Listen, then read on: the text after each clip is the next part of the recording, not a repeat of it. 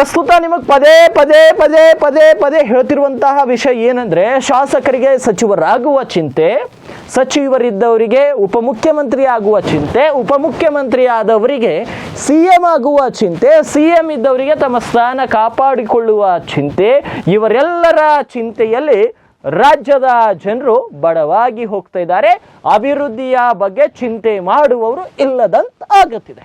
ಇವರಿಗೆ ಚಿಂತೆ ಇರೋದು ತಮ್ಮ ಬೆಳವಣಿಗೆ ಕುರಿತು ಹೊರತು ರಾಜ್ಯದ ಬೆಳವಣಿಗೆ ಕುರಿತು ಅಲ್ಲ ಅನ್ನೋದು ಇವರು ಪದೇ ಪದೇ ಪದೇ ಪದೇ ಬಿಂಬಿಸಿ ತೋರಿಸ್ತಾನೇ ಇದ್ದಾರೆ. ಇವರು ದೆಹಲಿಗೆ ಹೋಗಿ ನಾಲ್ಕು ದಿನ VIP ಸೆಕ್ಯೂರಿಟಿ ಅರೇಂಜ್ಮೆಂಟಲ್ಲಿ ಅವರು ಮೋಜ್ ಮಸ್ತಿ ಮಾಡ್ತಾ ಇದ್ದಾರೆ. ಮೋಜ್ ಮಸ್ತಿ ಅನ್ನೋಕ್ಕೆ ಯಾಕೆ ಈ ಪದವನ್ನು ಬಳಸ್ತಾ ಇದ್ದಾರೆ? ಯಾಕಂದರೆ ಅವ್ರು ಯಾರು ಕೂಡ ಸರ್ಕಾರಿ ಕೆಲಸಗಳಿಗೆ ಹೋಗಿಲ್ಲ, ರಾಜ್ಯಕ್ಕೆ ಅನುದಾನ ತರಲಿಕ್ಕೆ ಹೋಗಿಲ್ಲ.